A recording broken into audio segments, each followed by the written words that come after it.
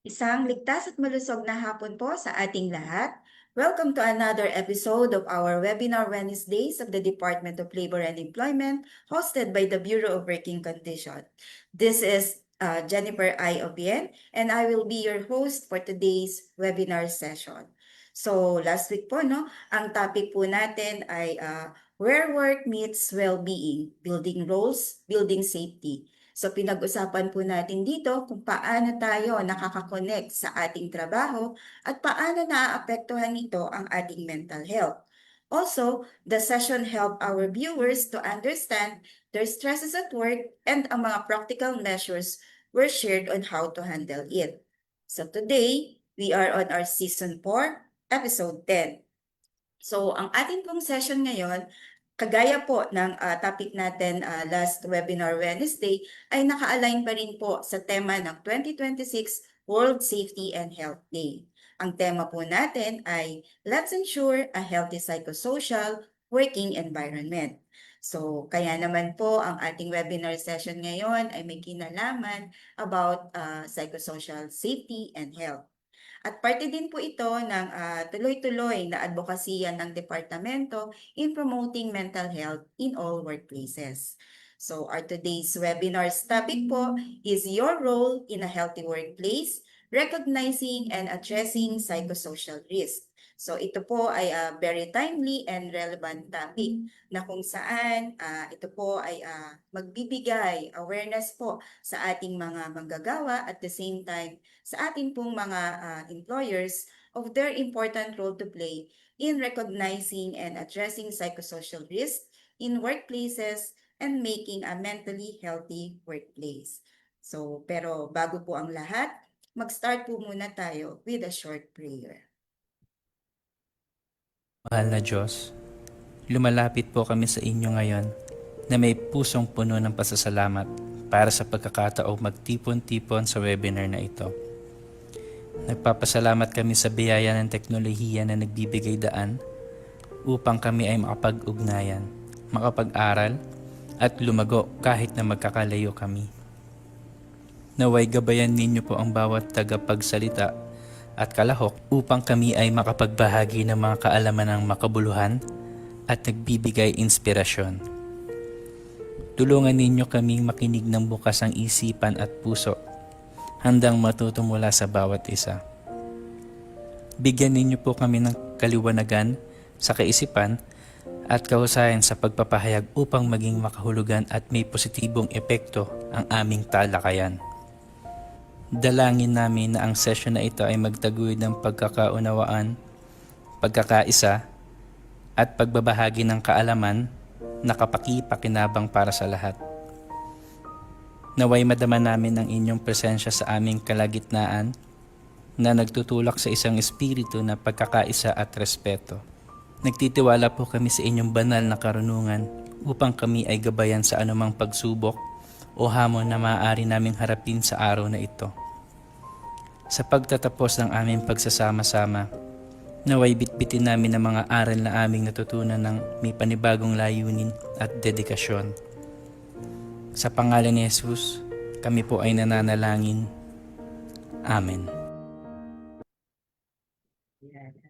Good afternoon once again to our Facebook viewers. Thank you for joining us today. So, paki-heart or like react naman po ang ating live stream ngayon.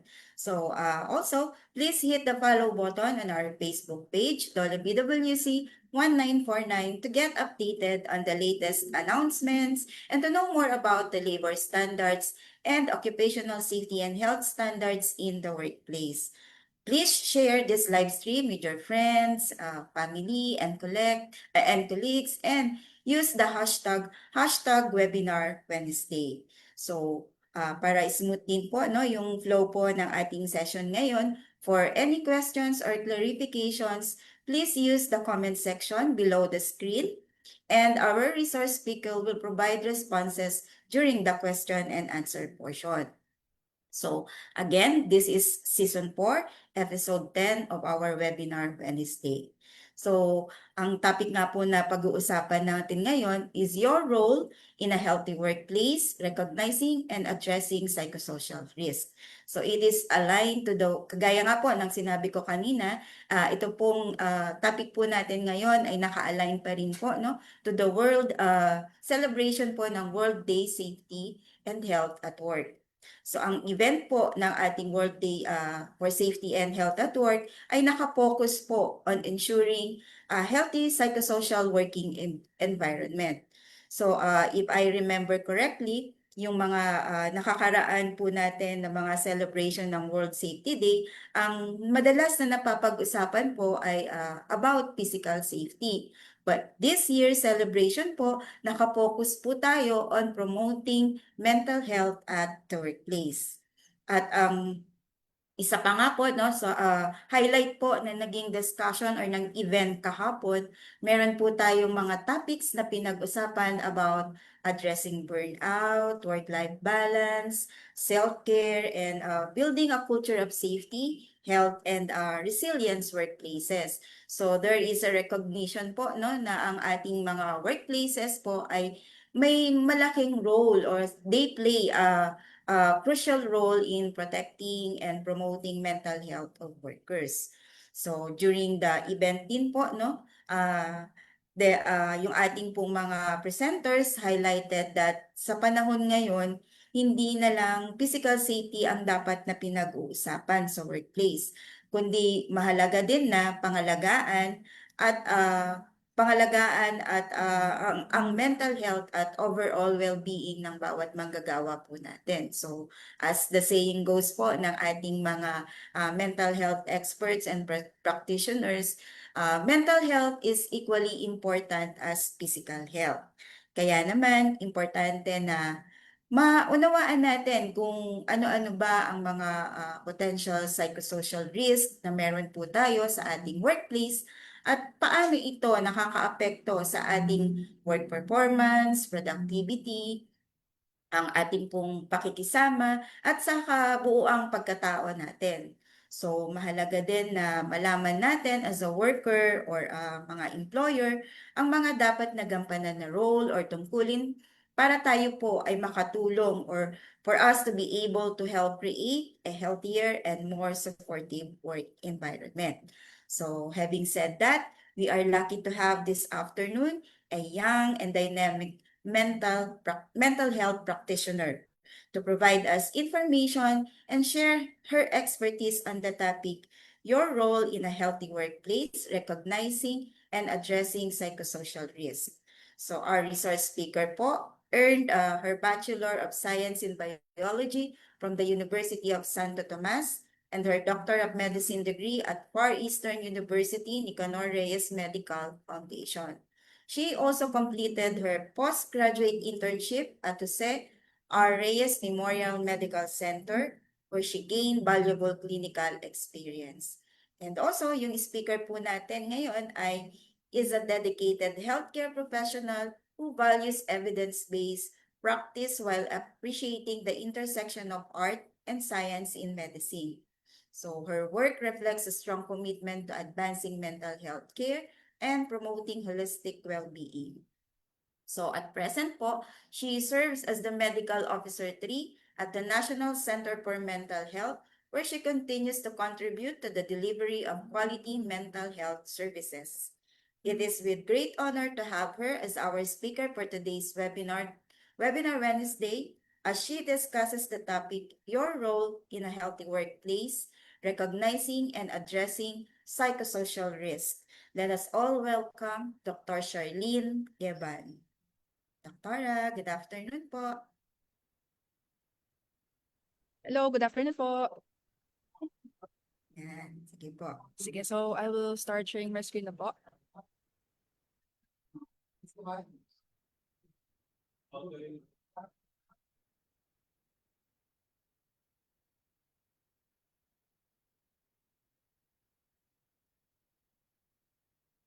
Okay, so good afternoon, everyone. I am Dr. Gavan, Dr. Shar in short, and I am here today to tackle the discussion on recognizing and addressing psychosocial risk in the workplace. So today, we are shifting our focus on the invisible risk, how our work designs impact our mental being. The goal is to find ways to make our professional dynamics more sustainable. So Boyle and Charlton draw a critical distinction between surface-level wellness and structural well-being. So the systems approach involves moving away from the individual resilience to organizational safety. The work design involves that stress is not a personal failure, but is now viewed as a result of poor management design. So we must have a proactive control in treating mental health hazards with the same rigor as physical risk. The ISO 45003 framework has provided guidelines for managing psychosocial risk. The framework has identified four main points. Triggers must be identified, such as excessive workload, low autonomy, and role ambiguity.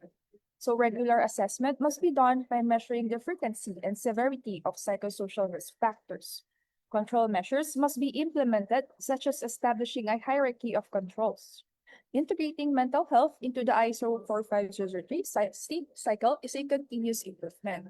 No? So right now, it is our job no, to identify the triggers. No? And even if we have identified the triggers and possible problems, we can have assessment no, by measuring the frequency and the severity of these factors.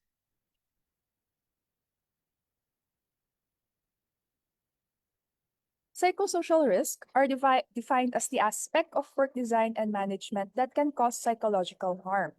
We are now shifting the focus that stress is not an individual weakness, but are often a result of poor organizational design.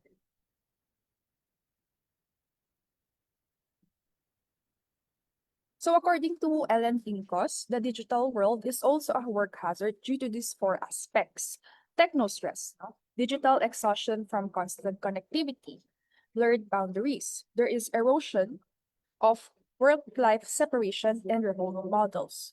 Isolation, there is loss of social support structures in hybrid environments, resulting to loneliness, a documented hazard affecting cognitive performance.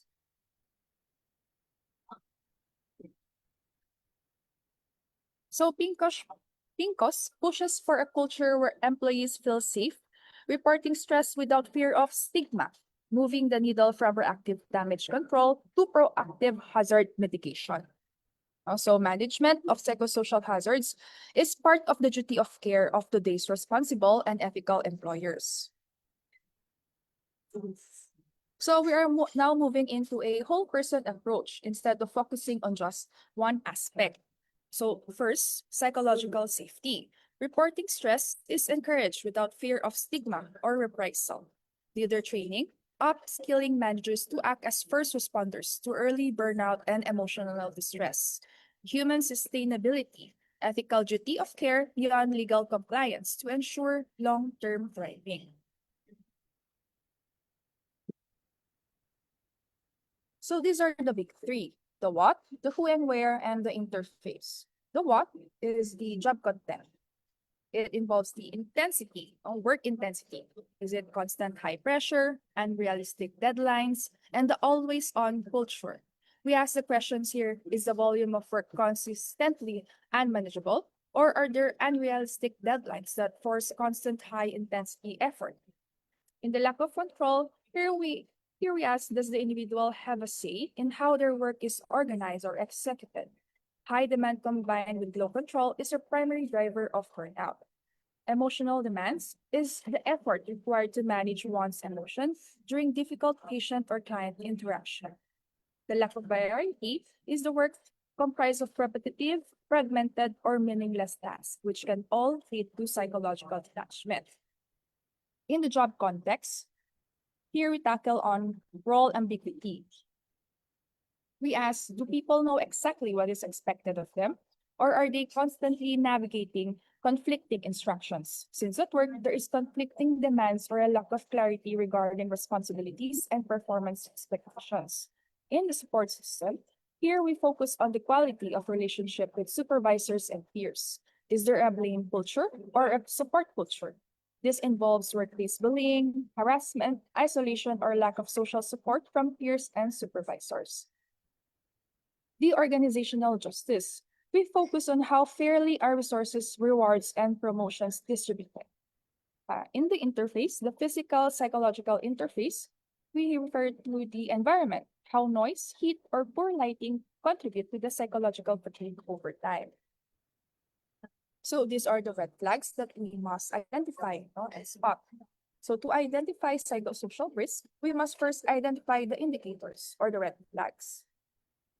Usually, these risks manifest and are left unaddressed. The organizational signs would include high staff turnover, increased absenteeism, and a rise in workplace errors or accidents. In the physical signs, there is in the behavioral signs, there's withdrawal from team activities, increased irritability, or a drop in the quality of documentation and clinical performance. In the physical signs, this is the link between chronic psychosocial stress and physical ailments, no? Like aches and pains, medical illnesses like hypertension or fatigue. In this shared responsibility model, we focus on the shift away from the old careless worker model, which blamed individuals for accidents, toward a system where safety is seen as a collective outcome of the entire organization. Safety shouldn't just be about those shall not government regulations, but those who create the risk and the employers and those who work with the risk, employees, collaborating with each other to manage this risk. The employer, the role of the employer, also known as the architect. This model, the employer must recognize that psychosocial risks are legal and systematic hazards, not just personal problems. This involves identifying the job content and the job context issues at the organizational level, such as implementing proper resource allocation to provide the budget for staff training and mental health services, forming a structural design to redesign workflows to prevent chronic overwork, create a culture setting by establishing a zero tolerance policy for bullying and harassment.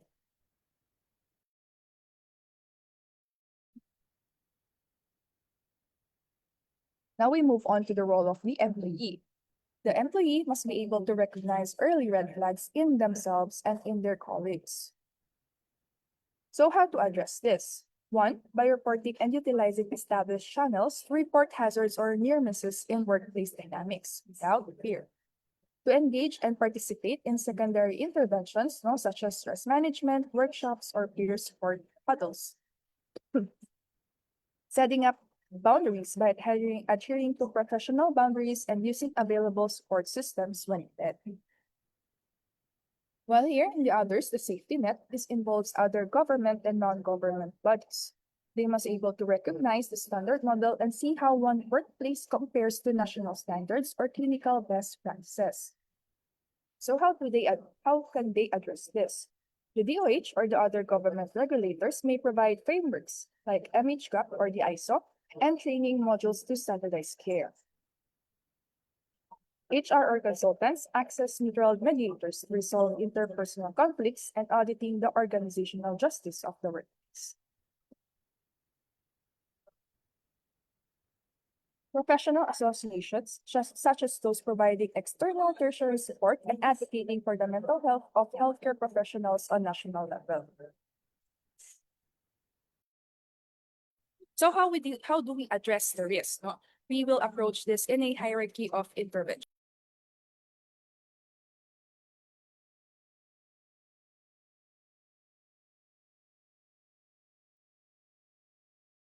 In the organizational change, we focus on the root cause, job redesign by adjusting workflows to allow for better autonomy and realistic pacing, improving communication by establishing clear protocols for feedback and conflict resolution, policy development by creating formal anti-bullying and harassment policies. So increasing resilience, this is the buffer. We providing and undergoing training and equipping managers to recognize distress early and teaching teams better communication skills. Having a peer support system and develop a formal or informal mentoring and peer group sessions to reduce the social isolation that often comes with high pressure work. And have a health surveillance using anonymous surveys to pulse check the team's mental health regularly. Next is the recovery. This is the individual support. We can implement return to work programs focusing on how to support an employee coming from a mental health related leave. Establishing a return to work protocols by developing structured plan for staff returning from stress-related leave. This might include like duties, flexible hours, or temporary changes in supervision. Have a crisis management by establishing clear protocols for support following a critical incident, such as a patient loss or workplace conflict to prevent the development of long-term trauma. So easy access to counseling and ensure that professional help is available and more importantly, destigmatized.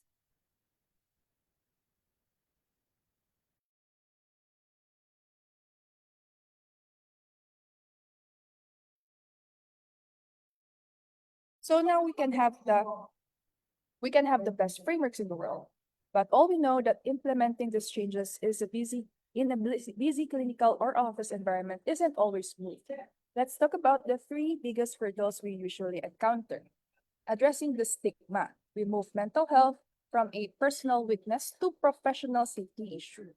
This is often this There is often this tough it out culture, the idea that if you're stressed, you're somehow less competent. We have to change that belief. We aren't treating feelings, we are managing hazards.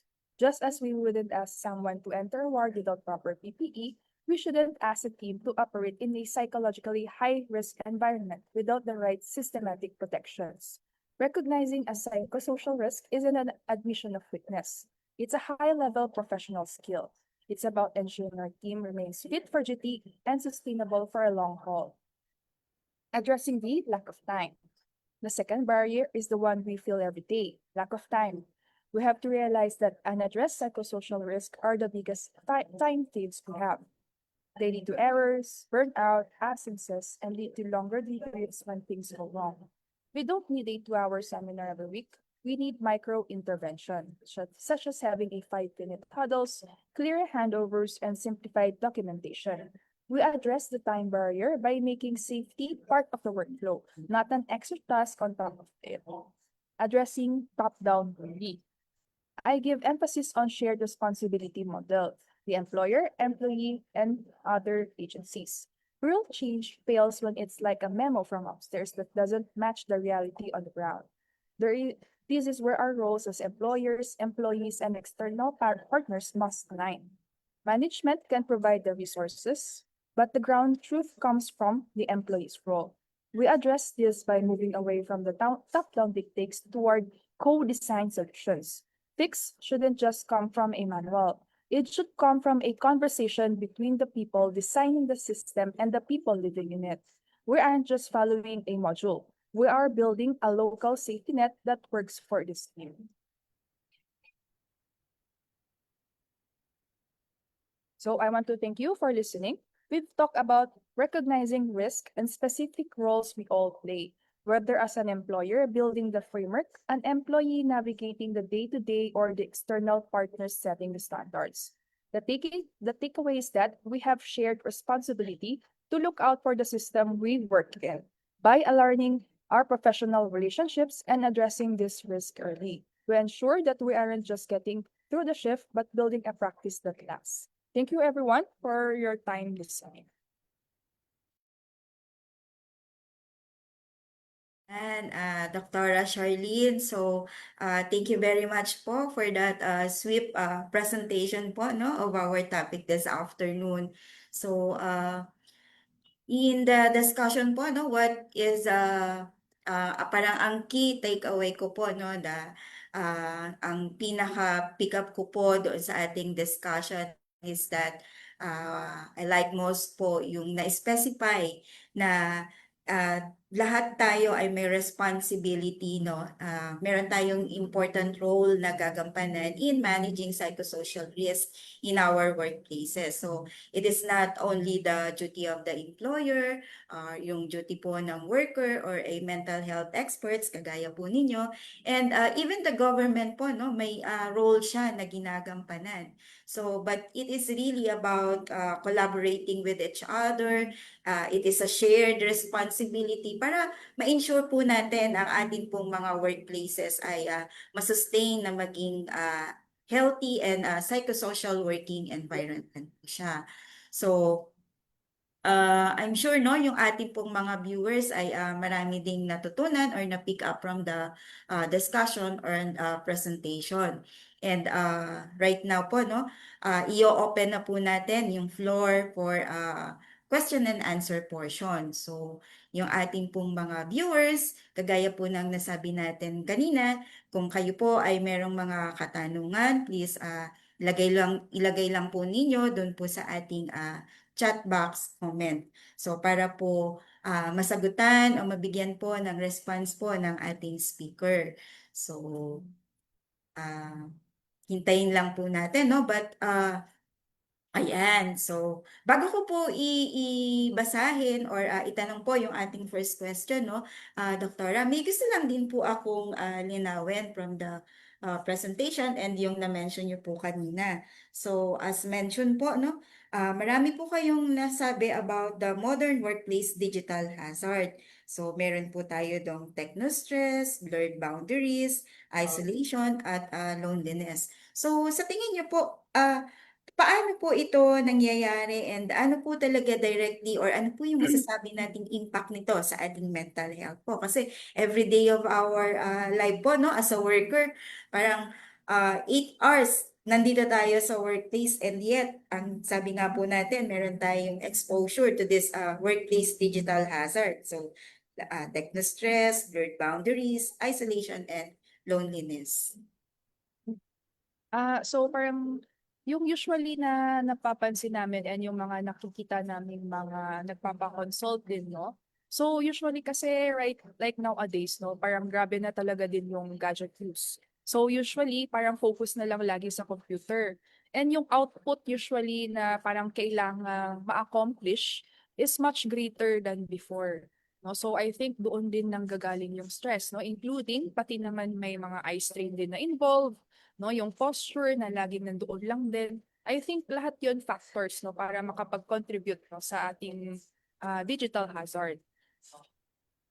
So, having said that, Doktora, ano po kaya yung magandang magiging parang recommendation po natin coming from the point of view ng isang mental health practitioner po, no? Kung papaano makaka-cope or kung paano or ano po yung magandang gawin ng isang workers na exposed po sa ganitong klase ng workplace hazard, yung modern workplace hazard po. Mm-mm. So usually, kung halimbawa eye strain yung magiging problem natin dyan, meron naman din yung mga glasses, no? Pwedeng magamit natin for yung mga anti-radiation or yung distance or yung brightness. Tapos dapat from time to time, meron ding pause, no? Habang nag-work, dapat meron ding pause. Hindi yung parang dire-diretso lang na wala ng time na mag-stretch out ng mga frustration or yung stress or yung fatigue at magkaroon din ng mini breaks, no, within the work. Siguro yung pwede nating magawa dyan is yung parang sa, di ba, sa pag nagre-review, usual namin ng ginagamit dyan is yung parang Pomodoro. So baka possible din yun na magawa, no, within the workplace. Okay po. So ayan, mga viewers po natin, no, narinig po natin kay Doktora on some tips on how we can cope po, no, with this kind of hazards na meron tayo sa workplace na makaka-affect or meron ding somehow effect doon sa ating mental health. So ayan, sige po, yung ating pong katanungan na galing po sa ating mga viewers. So, tayo lang po natin, no? So, parang meron na po kaninang question na nakapost po, no? So, para po sa ating unang question, Doc, any practical examples po na pwede naming i-look out, like a sign sa employees na possible struggling emotional para may iwasan sana maapektuhan din ang work performance. Yan po, no? So, maybe yung ating nagtatanong po ay may ganitong experience din, no? So, that's why nag-a-ask din po siya, no? Ano po ba yung mga practical examples na po pwedeng i-look out po? So siguro if halimbawa ako yung employer and meron akong employee, no, na emotionally drained na kung halimbawa. Siguro ang makikita ko dito is dati na ganito yung performance niya na okay naman, bigla na lang na bumaba, no? Or yung pag-time in niya napapadalas na late na siya or napapadalas na nag-absent siya, no? And madalas din na nagkakasakit. No, hindi naman kasi ibig sabihin na emotionally drained ka, hindi na affected din yung iyong physical health, no? Very related din yan sila, no? Madalas na kung halimbawa hindi na rin okay ang mental health, may times na affected na rin talaga yung physical health, no? Ngayon, kung ako naman ay kapwa niya employee, no? Mapapansin ko to na siguro bigla na lang natutulala sa work, no? Kaharap ko sa table, natutulala, kausap ko, hindi niya natutulala na lang din, madalas nang magkamali na kailangan niyang ulitin yung ginawa niya kasi nagkamali siya, hindi niya na napapansin, no? Plus, included na rin dyan yung pag-aalaga sa self, no? Siguro kung halimbawa dati na laging maayos yung itsura, nagkikilay, nagliliptin, and then after some time, bigla na lang na parang wala na siyang gana, no? Parang pagod na lang siya lagi tingnan, ganong aspects, no? Hindi lang naman yung employer ang makakapansin yan, pati yung kapwa employee, no? Kaya siya isang collaboration of everyone. Mm. So, okay po, Dr. Ra, thank you for that response po, no? So, parang meron ka pong na-mention ng mga red flags po na kailangang bantayan din po, no? So, kung bakit din siya nagiging emotionally struggling sa kanya pong trabaho. Then, meron din pong mga factors na kino-consider na siguro po outside workplace po, no? Meron din po siyang pinagdadaanan. So, tapos bigla siyang pumasok sa office. So nagma-manifest din po hanggang sa magpatong-patong na. So, Yes, yun po, no? possible. So, para naman po sa susunod nating question, meron pa po bang questions coming from our viewers? So, second question po, any example po sa role ni employer, yung na-mention po na resource allocation and structural design? So, yung sa employer, no, yung pwede yung magiging role niya dito, halimbawa, sa resource allocation, no, meron ding mga allocated na resources para sa pag-maintain ng good mental well-being ng mga employees niya, no. Halimbawa, magkakaroon ng mga staff training or mga mental health services na readily available para sa mga employees. No? Plus, itong structural design naman is kung paano dinidesign ng employer yung magiging workflow niya para ma-prevent yung chronic overwork sa mga employees. No? Kumbaga, kung paano yung magiging sistema within the workplace. Yun po.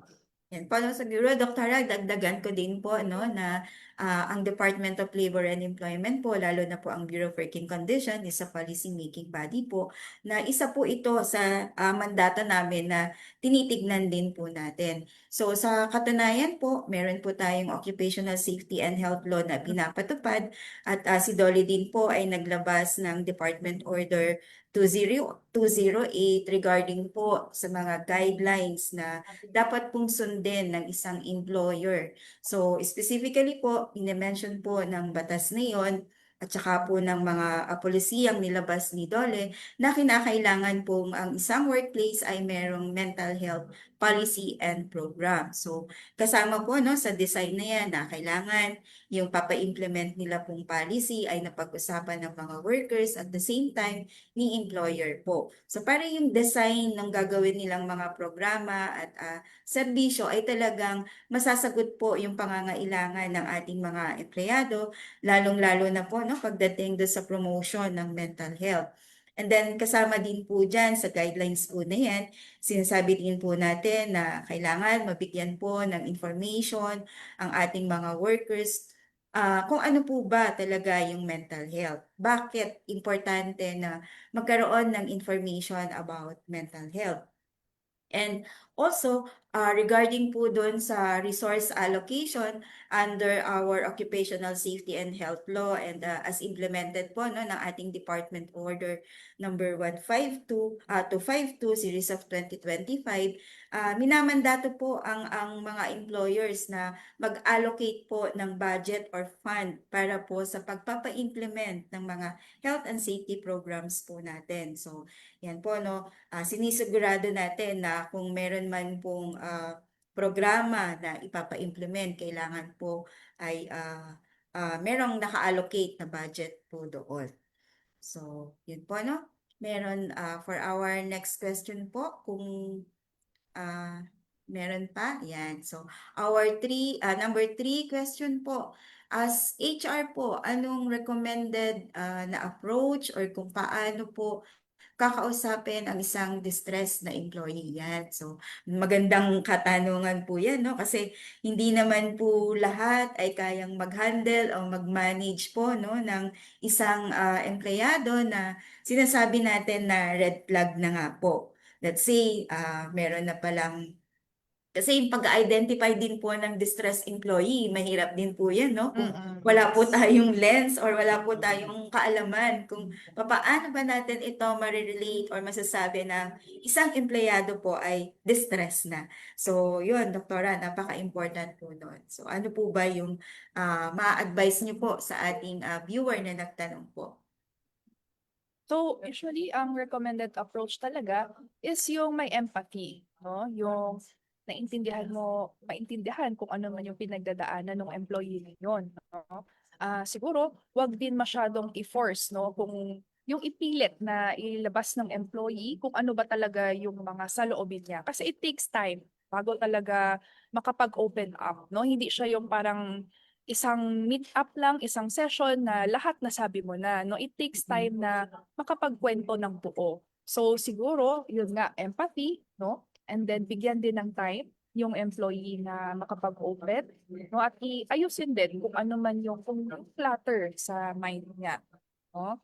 Tapos siguro okay din na dapat private siya and remain na confidential. Kumbaga, hindi talaga siya ikukwento ng basta-basta lang, no? Pag ikukwento man siya, siguro doon lang sa mga taong magiging involved din sa pag-aalaga doon sa employee. Opo, no? So, important po na yung confidentiality nandun pa rin po, no? Kasi karamihan din po, no, sa ating mga or sa isang individual po na nakakaranas ng ganyan, natatakot po talaga sila na lumabas po or magsabi or magkwento kahit na po sa isang kaibigan po niya. Kasi natatakot po na may stigmatize or natatakot din po siya na ma-discriminate. So, if ever na kayo man po or yung may nagsabi po sa atin, no? So, lagi po nating i-observe yung confidentiality at yung trust ng tao na nagsabi sa atin ay hindi din po masira.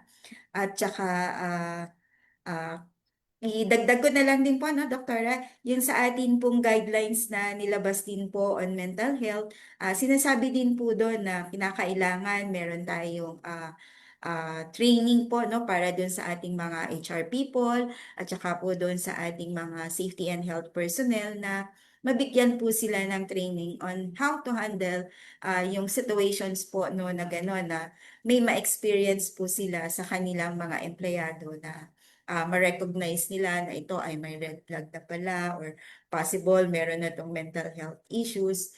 And yun, matutulungan po sila.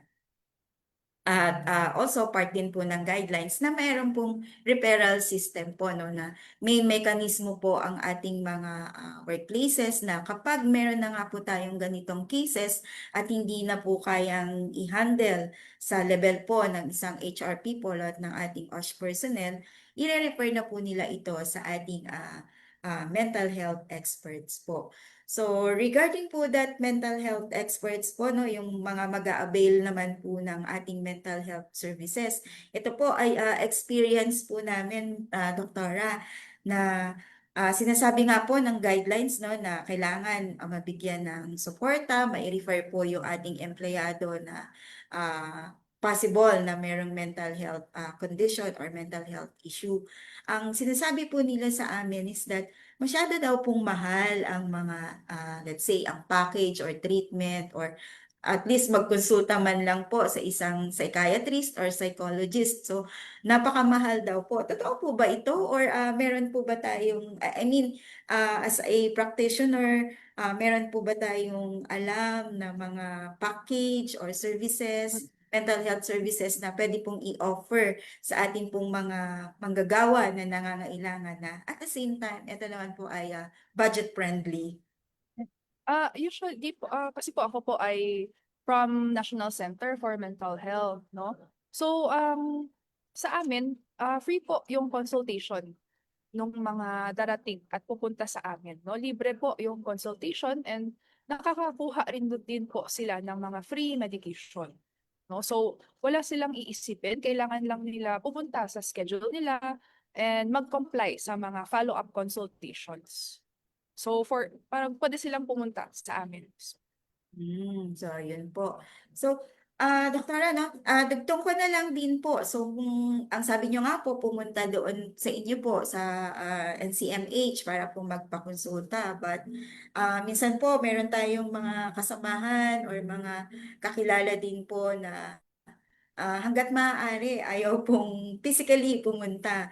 Meron pa po ba Mm-mm. silang other option like pwedeng Online. online or meron Oo. po tayong crisis hotline? Alam ko po, meron tayong Meron po, crisis yes po. hotline. So, please share naman po sa ating mga viewers po, Doktora. Oo. So, yung sa adult outpatient naman, no, including yung sa na geriatric section na outpatient, no, meron kaming online consultation. So, kailangan lang nila tawagan, no, yung NCMH hotline para makapag-connect doon sa outpatient na section namin at makapagpa-schedule, no? So, kailangan lang nilang mag-apply doon sa mabibigay na schedule for them. No? In terms of crisis hotline, meron po yung dial ng 1553 or yung 1-800-188-155 for Smart While sa Globe. Ito yung 0917-899-8727. Ayan, Doktora. So I think interested po yung ating mga viewers on the numbers na nabanggit niyo po. So later po, kukunin po namin yan kay Doktora and ipopost po natin yan sa atin pong mga bibigyan po namin or i-share po namin sa inyo yung mga details na binanggit po ni Doktora. So any questions pa po ba from our viewers? Baka po nahihiya yung ating mga viewers po, no? Yan. So, meron pa po tayong question. So, how do we implement health surveillance? Any example po how to execute or how to execute this or what should be included in the questions? Yan. So yung usually na ginagawa namin, no, yung mga paggamit ng mga skills, no. Siguro nasa HR part na yon, no, yung pag-handle ng mga skills.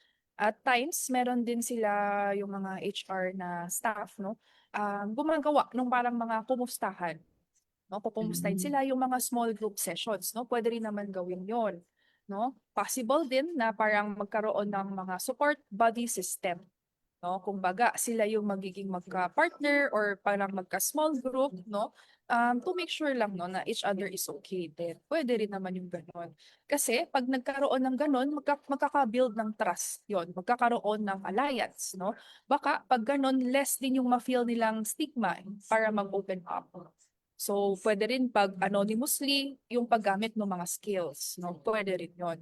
So, ang pwede natin gawin, no? Siguro nag-handout ng mga skills and then pwede naman nating i-show lang, no? Pag ganito yung mga scores, by highly possibility na parang meron ka ng burnout. Ganon. So, meron bigyan sila ng options, no? If ganito po yung score nyo, pwede po kayong lumapit sa amin para ma-refer sa mga tamang institutions or centers. Ayan, meron po bang mga available po na mga samples po ng mga surveillance questionnaire po na po pwedeng magamit po ng ating mga HR personnel po? Siguro if ganito, pwede kong tanungin yung sa psychological section namin, no? Kasi usually, yung mga skills na ito, I think, hindi siya yung parang readily lang na parang hinahand out. Parang may kailangan na meron din yung professional na magmamigay nun and yung mag-assess ng mga scores din. So, hindi po pwede, basta-basta lang po yung nasa online na mga surveillance questionnaire po. Tama po ba, Doktora? Um, yes po, mas okay po talaga na with guidance din po. Apo. So, yan. Advice po yan sa atin pong, mula po sa ating speaker po, no, na kung meron po tayong makukuha on the net na mga examples or try to validate it and maganda po na maikonsulta po natin ito sa atin pong mga service providers po or mental health experts. So, Next question po. Meron pa po ba tayong next question? Ayan. Question number 5. Meron kaming clinically diagnosed personnel. Meron may depression, yung iba naman ay may bipolar disorder. Kami sa HR, naiintindihan namin ang sitwasyon nila. Pero yung ibang employees, iba ang tingin sa kanila. Anong magandang gawin po para mag-improve yung office culture sa acceptance sa mental health? Siguro ang pwede sa mga ganito, ang pwede is yung mga psychoeducation na tinatawag, no? Yung parang mabigyan linaw yung mga hindi nakakaintindi, no? Kasi lahat naman talaga tayo, tao lang. No? Hindi naman ibig sabihin na may mental health issue, less than a person na siya. No? Hindi naman siya less than human. Lahat naman tayo, kahit ano pa ang pinagdadaanan or anong meron tayo, lahat tayo equal human beings. So, ang pwede natin ikuhan dyan is yung paulit-ulit na psychoeducation, no? Plus, siguro, ang pwede rin natin magawa dyan is yung pag-bond together para ma-realize nila na tao rin naman pala talaga siya. Mga ganong themes. So, important talaga na maging yung information na meron po tayo para mas maintindihan natin sila. Siguro po, no, kailangan tayo pong mga nakakaintindi at nakakaalam po, no. So, maganda rin na ma-share po natin yung learnings po natin at yung kaalaman natin on such case po, no, para yung stigma and discrimination ay mawala po talaga, lalong-lalo na sa workplace po natin. So, part din po siguro ng HR na kailangan gawin is that ma-inform or mabigyan po ng orientation ang atin pong mga empleyado about mental health po, no, na minsan po kasi pagka sinabi lang na may mental health issue, iba na din po ang tingin. So, yun po, no? Kaya kailangan po nating ma-prevent yung stigma and discrimination po sa workplace through conduct of info dissemination po or awareness about the importance of mental health po. Sige po. For our next question po, related sa question po na isa kanina, on the part ng employee na may sakit, anong suggestion po nila na approach para makakope sa work and life pressures? Pag ang mga ganito, ang usually na ina-advise namin, no, magkaroon pa rin talaga no, yung parang work-life balance. Dapat meron pa rin talaga. No? Kung work, work. Ang personal life, hiwalay siya. Plus, dapat kada tao merong coping mechanisms. No? Kumbaga, included na dito is yung mga hobbies. Included na rin dito is yung physical activity. No? So, sa mga medyo walang budget, pwedeng exercise, no? Jogging, stretching, mag-play ka lang ng YouTube, pwede ka nang mag-Zumba sa bahay, no? Pwede rin yung mga dancing. Ang maganda din dyan na coping, halimbawa mag-arts and crafts, no? Drawing, mag-gardening, no? Mga coping mechanism kasi, isa to na ikaw, yung tao mismo ang magdi-discover on their own. No? Hindi siya pwedeng i-impose na gawin mo to, gawin mo yan. Kasi what if hindi niya pala hilig yun? So mag-explore lang siya ng mga hilig niya and kung ano yung mga nagustuhan niya, yun yung i-pursue niya. Yun lang naman talaga siya. Yun, so importante nga po no na malaman natin kung paano tayo makaka-cope with the work and life pressures kasi parang every day of our life ay kasama na natin ang stresses from work tapos may mga pressures din po coming from different factors. So yun po, no? Gusto ko lang din pong i-share yung na tag dito, yung isang coping mechanism na po pwedeng gawin po no ng isang individual na nakakaranas po ng stress or life pressures po no.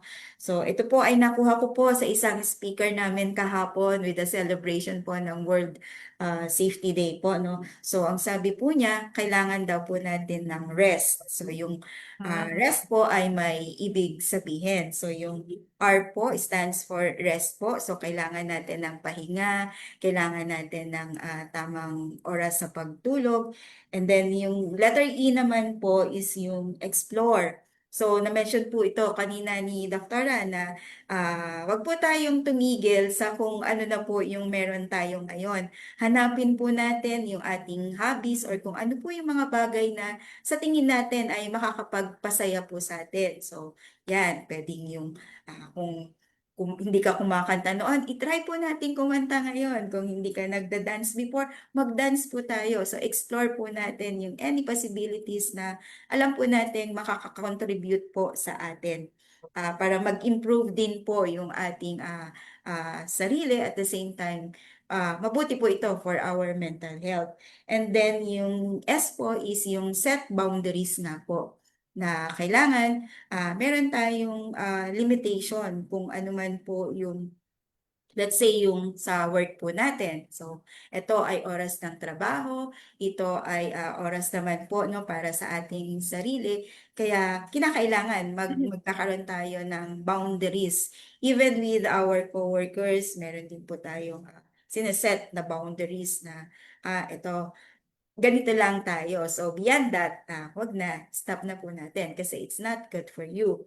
And then yung letter T, we take a pause, i-examine po natin yung sarili natin and tanungin po natin, are we okay ba? Kamusta na po yung ating sarili, yung ating kalusugan, yung ating mental health.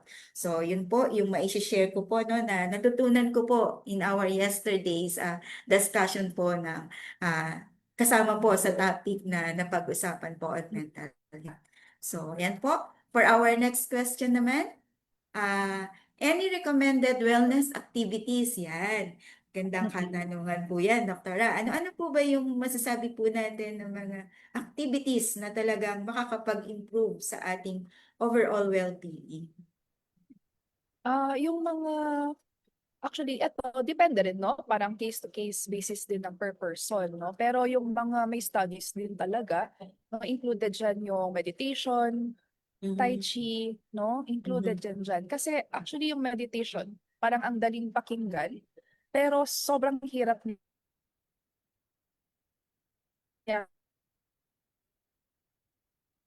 gawin. No, mahirap yung mag-meditate kasi iba-blank mo talaga yung mind mo while ikaw once regularly na nagagawa, very healthy siya para sa mind natin, no, sa mental well-being. No, yung Tai Chi included yan no sa mga sa Chinese culture na yung Tai Chi. Ah, parang form of mindfulness din siya. Yung maganda lang sa mga wellness activities na ito is yung magkaroon ng break yung mind mo sa pag-iisip kasi focus kang gawin yung mga wellness activity. So marami naman dyan na pwedeng i-explore, no? Mga nabanggit ko, meditation, yoga, pilates, no? Yung Mm. yoga, kailangan mo lang ng mat. At saka internet, no? Mag-play ka lang ng YouTube dyan, meron ka na, pwede ka na mag-yoga. No? May mat pilates din, tai chi, kayang-kaya sa YouTube. No?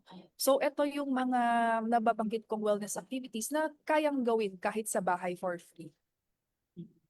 So, yun po, Pilates, yoga, meditation, yan po, no? So, available naman po yung mga parang, ano sa YouTube niyan, meron naman po mga susundan. So, alam naman po natin, medyo talagang pang budget friendly po tayo kapag nag-iisip po tayo ng mga activities. So, may next question po. Yan. Ano pong steps na gagawin ng employees to stay calm if may mga triggers po? So, ito, yung usual na ina-advise namin dito is yung 5-4-3-2-1 na technique. No? Bale, yun talaga yung name niya, 5-4-3-2-1 technique. So, pwede nilang i-read on it no, after no session if curious sila about it. Pero itatakal ko rin siya briefly. No? So, bago mag-start, mag-inhale ng malalim and then exhale. So, 5, titingnan yung look around no and then identify 5 things na you can see no titingnan mag-identify chair no table so kumbaga parang way ito to distract the mind na yung nag-overflow na yung emotions no. Number 4, touch naman. So maghahawak siya ng 4 things na pwede niyang i-feel no such as yung chair, yung hair, yung cloth, yung floor. No? Number 3, hear. Listen for 3 distinct sounds, no? Such as yung mga tunog ng mga vehicles, no? Yung mga tao nag-uusap. yung clock na nagtitik, yung sarili mong paghinga, pwede din. So, two, smell. Identify two things you can smell, no? Kung ano may nasa harap mo, like coffee, soap, no? So, number one, taste, no? Identify one thing you can taste, no? Toothpaste, no? Lingering beverage flavor, or kung ano man yung mga candy, no? Pwede rin talaga, kung halimbawa hindi kaya tong gawin, kahit mag-inhale, exhale hanggang pumalpa. No? Pwede dyan na parang bigla na lang maglalagay ng headphones habang nakikinig ng something calming. Pwede siyang mag-inhale and exhale, focus siya sa breath niya. No? Hanggang maka-calm na siya. Yan. So, napakaganda po nung shinare ni Doktora, no? So, yung 5, 4, 3, 2, 1 technique. So, parang basically, ito po yung mga senses po natin, no? Na ginagamit Yes, po po. para ma-divert po yung attention ng isang individual na, baga parang nag-overthink na or over na yung nararamdaman niya, overflowing na yung emotions niya at the same time yung iniisip din niya. So, kumbaga parang madali lang naman din pong gawin at everything is nasa paligid na nga po natin. And yung pagpa-practice din po ng inhale and exhale or yung ating breathing exercise po. Mm. So, yan. So, tatandaan ko po yan, Doktora. Gagawin ko din po yan kapag ako ay na-stress na. Okay. So next question po, question number 9. Meron pa po ba tayong training for mental health first aider? Actually, yung ngayon kasi ako yung part ng yung sa community na rotation ng NCMH, no? So meron tayong tinatawag na MH Gap. No? Familiar po ba kayo doon sa MH Gap? Ito po yung parang galing sa yung Mental Health Gap Action Program ng initiative siya ng WHO na ginagawa din namin dito sa NCMH, no? Yung nagte-train kami ng mga doctors, nurses, no, psychologists, meron din minsan may mga social worker din, no? Yung mga non-specialist health worker, yun po yung mga tinetrain namin doon. So Ay, actually pag titingnan, merong part ng WHO website, yung MHGAP na IG, no, nasa version 2 lang ngayon. So if merong curious, no, siguro pwedeng i-check out yung site na yun din. So, Doktora, no, ako din po, medyo na-curious din po ako about this MH program. So, sabi niyo nga po, nagbibigay kayo ng trainings. Ito po ba is strictly for nurses and or medical professionals po or medical allied professionals po? Ah, as of now po, yun po yung sa pagkakaalam ko, no? Pero we can confirm naman din po. Pwede naman natin i-contact lang din yung sa staff doon kung kanino kayo ng pag-coordinate prior. So Mm-mm. i-confirm po natin sa kanila. Yeah, kasi the reason why din po ako nagtanong, there might be yung sa ating pong mga viewers na nasa kanilang pong workplaces, baka they want or interested sila to have that MH GAP training po, no, or mag-undergo po sila with the MH GAP program kasi sa I believe malaki ang matututunan nila dyan, lalong-lalo na po on handling and management po, no, ng cases. So baka meron po tayong mga HR personnel na interested pong mag-train. Yun po, Oo. kung pwede po ba silang magbigay and Oo. sana Yung po ito ay libre. Bale yung sa MH Gap po, kuwan po siya non-specialist health worker. So I Mm. think isa sa criteria is parang maging health worker so po dapat, no? Mm. Pero siguro i-open din natin, no, regarding yung dun sa mga HR kasi important din yung role nila sa workplace, no? So siguro Actually, yun yung pwede nating gawin for the future if may mga kwan. So, as of now po ba, paano meron po ba yung sa Department of Labor and Employment po, yung sa mga HR? Specific for mental health po, wala po. Pero yung atin pong mga HR personnel, kagaya po ng sinabi ko kanina, sa guidelines po na sinasabi natin na dapat yung ating pong mga HR personnel at yung ating pong mga safety and health officers, personnel po, dapat may training po sila on mental health. And nire-refer po natin sila doon po sa mga partner din po ni DOH na mga service providers po na nagbibigay po ng training regarding mental health po. So yun, kung meron po si NCMH, maganda po yun. Pwede po nating i-promote, pwede po namin din siya i-share with our stakeholders po. Yan. Sige ma'am. So parang i-coordinate na lang po namin with the Oo, NCMH. i-inquire po natin. Yan Ah, natin kung sino po talaga yung sa pwedeng Manage lang. participants. Mm. Oo. Sige po, Doktora. I-coordinate po natin yan. And for our next question po, meron din po ba kayong office sa Cebu? Yan. Region-wide din po ba kayo, Doktora, ang NCMH? Yung NCMH po kasi under DOH. So alam ko pag sa Cebu, meron silang ibang DOH din na facility.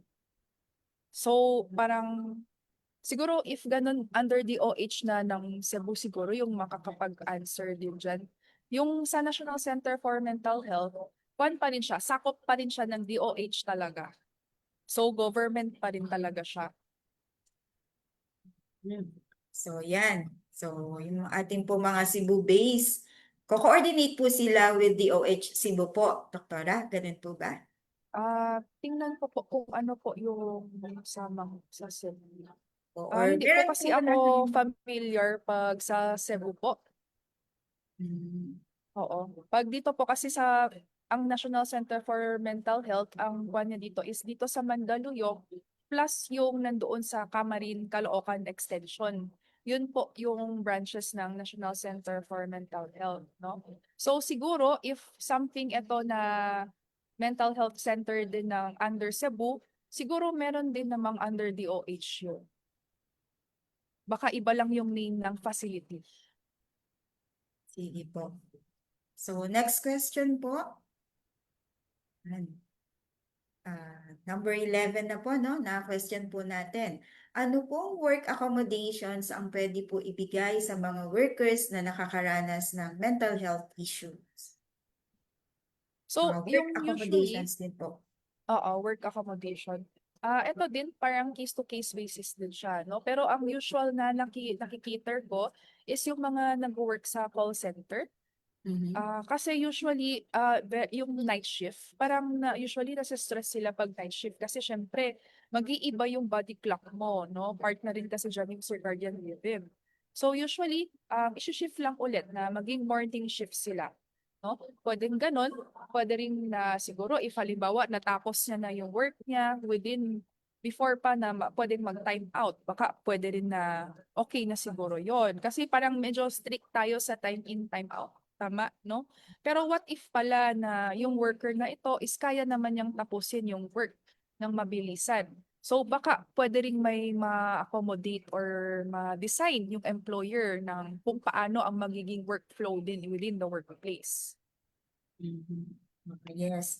Tama po, no? So, dagdagan ko lang din po, no, Doktora, yung na-mention niyo po ng mga work accommodations po, no, na bukod doon sa pagpapalit ng shift, pwede naman din pong pag-usapan kung ano pa po yung mga work arrangement na po pwede po. Like, si worker, pero pwede pong mag-work from home kung kaya po ng trabaho, or yun nga po, ilagay po siya doon sa shift na let's say kung saan siya productive at hindi as I understand po, no, yung gamot na iniinom po ng ating mga individuals na meron pong mental health condition ay minsan nakakaantok po or tawag dito parang down din po yung pakiramdam. So kung siya po ay isang operator na kailangan gumamit po ng machine, so isa din po yun sa tinitignan natin. So part ng work accommodation po niya is that bigyan po muna siya ng ibang trabaho or i-transfer po siya doon sa section na hindi po kinakailangan na yung kailangan yung full attention niya or yung hindi siya maapektuhan or hindi siya maaksidente or magiging cause pa ng aksidente dahil doon sa pag-take niya ng gamot for that mental health condition. And also, pwede rin po yung intermittent na pasok kung kinakailangan din po. Basta ito po ay napag-usapan at meron pong recommendation and certification coming from the attending physician po or yung ating pong mental health experts. So, yan po, no? So, next question po. Ano ang pwede nating gawing stopgap sa mental wellness? Minsan, nasa paligid din sa work ang nakakakos ng mental stress.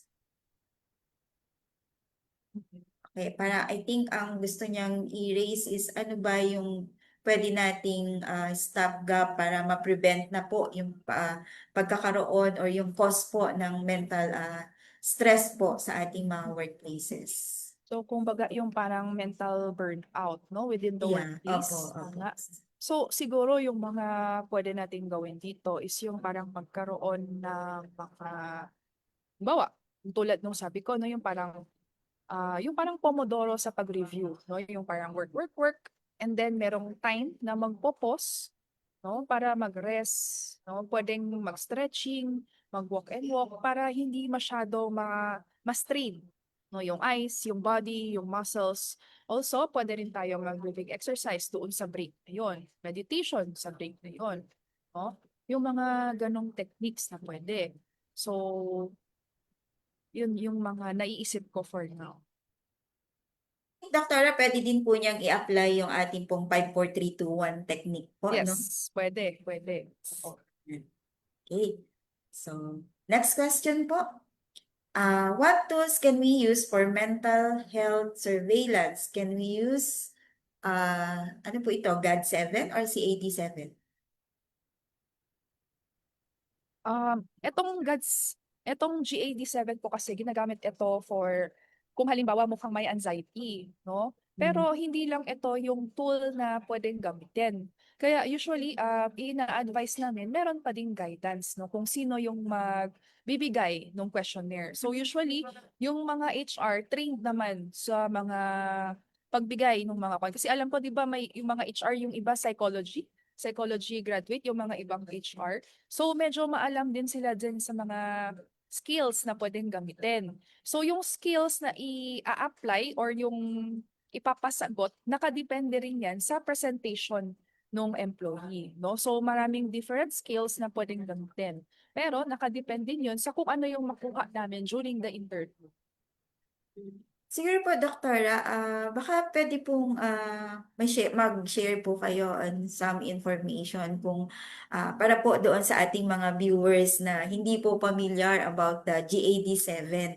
Ano po ba ito and papaano po ito ginagamit po sa ating ng ating mga practitioners po? Mhm. So usually no siguro yung skills na lang in general, hindi yung GAD-7 only kasi marami may for anxiety, meron for depression, meron ding for burnout, meron ding for mga psychosis, no? Iba-iba kasi yung skills. Pero ang common denominator nila is merong mga parang naka-enumerate yung mga symptoms or yung mga questions. So sa questions na to, parang i-rate mo kung gaano siya ka-severe sa'yo or kung present ba siya or absent. And then sa dulo nun, merong total score. And then may interpretation kung ano man ang makuhang score doon. No? So parang ganon. Pero need pa din ng guidance. Kasi usually, what if meron siyang pinagdadaanan nung time na yon? Mag-iiba talaga yung skills. So kailangan meron din talagang parang nag-evaluate. Okay po. So, hindi po for all GAD-7 na ang gagamitin agad. May So, iba-iba. meron talagang kailangang review or assessment na gawin po. And if ever na meron pong gagamit nitong mga skills po na ito, ay dapat properly trained po. Kasi kumbaga yung magiging results po nito at interpretation po ay hindi siya ganun kadali at kumbaga parang based on the result, pwedeng ma-judge na yung ating empleyado. So, kailangan po talaga properly trained and hindi kung ano po yung specific na skills na kailangan ay dapat yun po yung i-assess. So, next question po. some methodologies, strategies to reduce, the blame game culture in the workplace. Yan. So ano-ano daw po ba ito? Anong mga strategies para matanggal or mabawasan po yung blame game culture in the workplace? Siguro, eto kasi pag halimbawang sinasabing blame game is yung parang walang accountability, no? Tama, yung parang hindi ko kasalanan yan, kasalanan ni ganito. So usually yan yung mga nangyayari talagang mga issues within the workplace, no? I think if mga ganito, nasa person na rin yon kung siya ba ay willing na maging accountable doon sa nagawa niya. No? So siguro, kung halimbawa yung workplace, kasi imagine, magbibigay siguro ako ng dalawang senaryo. Yung isa na to, very strict. Every mali, grabe yung sermon. Walang explanation, wala, basta fault mo. Yung second scenario is, nagkamali, tinanong, ano ba ang nangyari? No? So, nag-investigate. No? Siguro, para ma-reduce natin tong blame game, if halimbawa nagkaroon ng mga problem or arguments or hindi pagkakasunduan, siguro mas okay na i-investigate at pag-usapan. No? Hindi yung basta-basta na lang tayo magsusermon, magagalit na ganito, bakit kasi ganyan yung ginawa mo, ganon, no? Siguro mas okay na i-investigate lahat kakausapin, no? Para makuha yung both sides of the coin. So important po yung open communication and to have dialogue po, no, with those workers po na involved doon sa scenario na yun. Po, malimit nangyayari yan. Merong sisihan sa isang pangyayari po sa isang workplace, lalong-lalo na po kung merong palpak or merong pong mga mali. So, next question po. I think this is our last question na po, Doktora. So, question number 15. Given the impression na si employee has arising mental issues without proper diagnosis, who may initiate for consultation? Employee, si employee po ba or si employer? Based on existing IRR, sagot ba ng employer? Sige. Confirm ko lang po, ano po yung IRR? I think, Doktora, ito po, di ba po na-mention ko po kanina, meron pong guidelines po na nilabas din po si DOLE. So ito yung sa The, guidelines. yeah, opo, based Oo. on the IRR po ng mental health law. Oo, okay. So, yung initiate ng consultation, no? Initiate consultation. Okay. So, yung base yung halimbawa, yung sa lecture ko kanina, no? Ang pwedeng gawin ni employer, no? Bigyan ng time off si employee, no? Offer na pwede kang magpakonsulta. Ito yung mga pwede mong lapitan. Tutulungan ka namin. No? Siguro yun yung pwedeng gawin ni employer. No? Ngayon, sa consultation ni employee, mahirap kasi meron kasi tayong tinatawag na autonomy. No? So, dapat merong consent din na siya mismo gusto niya rin talaga magpakonsulta. Siguro para makapag-isip, no, bigyan nga talaga ng time off muna. So yun siguro yung pwedeng gawin ni employer for employee, no? Bigyan ng time off, bigyan ng mga knowledge kung saan siya pwedeng lumapit, tulungan paano lumapit sa ganito, sa ganyan, no? Yung mga pwede niyang puntahan. Kasi may times, no, hindi talaga alam ng employee saan pwedeng lumapit. No, I think siguro kung employer, no, so ibig sabihin meron siyang mga permit, I think part din siguro yun na dapat alam niya yung mga pwedeng puntahan ng mga employee niya. Po, no? Kasama din po yan sa guidelines na ginawa natin na po na doktora na kailangan po yung programang gagawin po nila ay meron pong referral mechanisms or alam po ng empleyado kung halimbawa sa tingin niya sa sarili niya ay meron siyang mental health issue or meron siyang mental health concern, alam po niya at the workplace level kung ano yung gagawin niya. And kung hindi man po masagot ng ng employer po yung kanyang pagpapakonsulta or yung kanya pong mga needs po for that certain case po, meron pong referral mechanism. Pwede po silang i-connect po doon sa ating mga tawag dito, mental health facilities or mental health service providers. But as to sagot po, no, para po linawin natin po sa ating viewers po, no, kung sasagutin po ito ni employer, mas maganda po.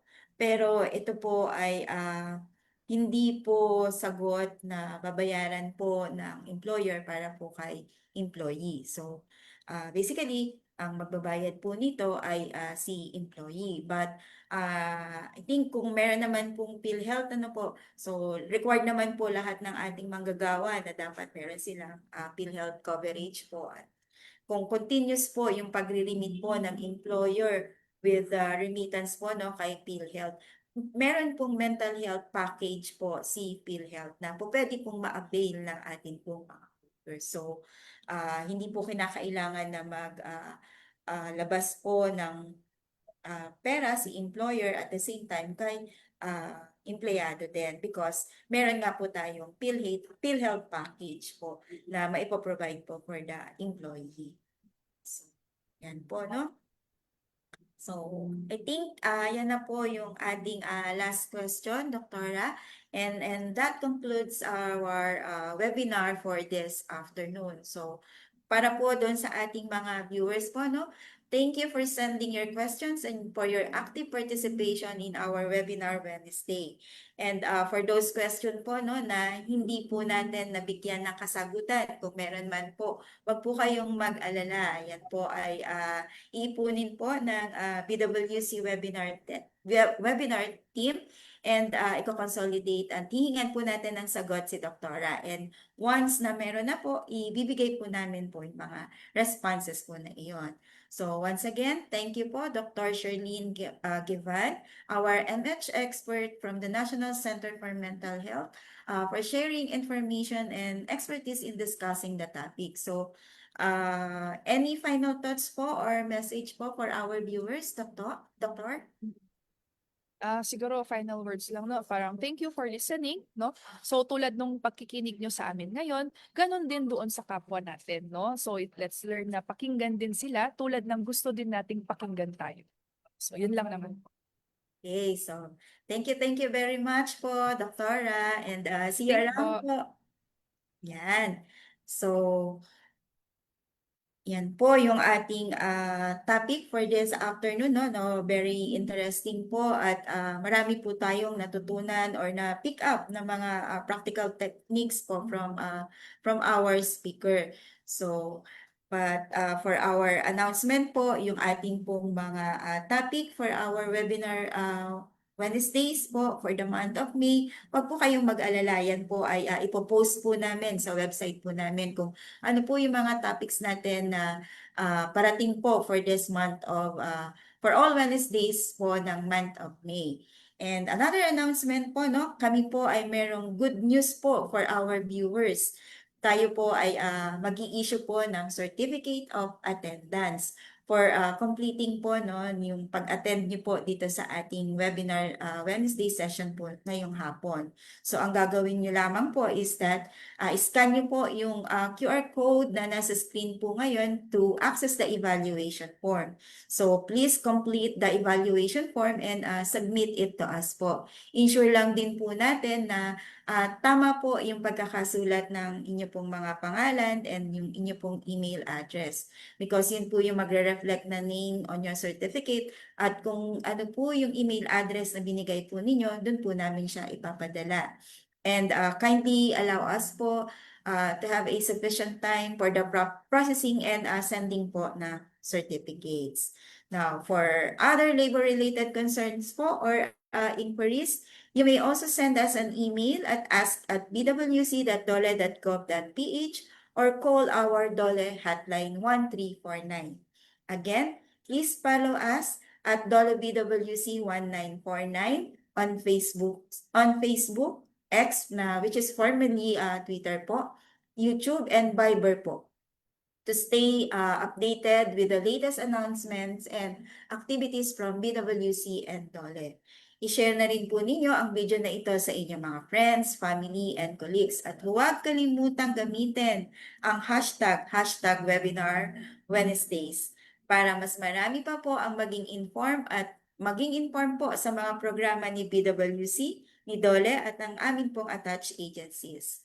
So, if you miss naman po yung ating pong webinar session for this afternoon, please head to our YouTube channel at doon po mapapanood lahat ng ating Webinar Wednesdays episode from Season 1 hanggang Season 4 po.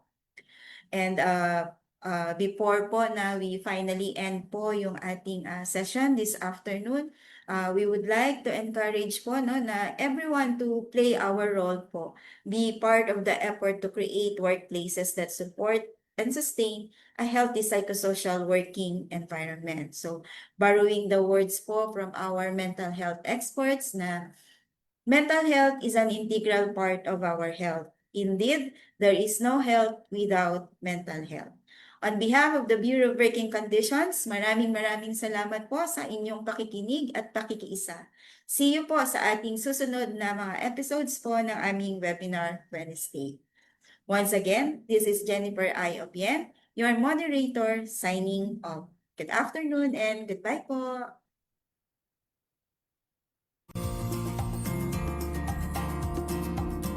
Para sa mga katanungan at karagdagang impormasyon, maaari po tayong tumawag sa DOLE Hotline 1349 o sumanguni sa mga DOLE Regional o Field Office na nakakasakop sa inyong lugar paggawa.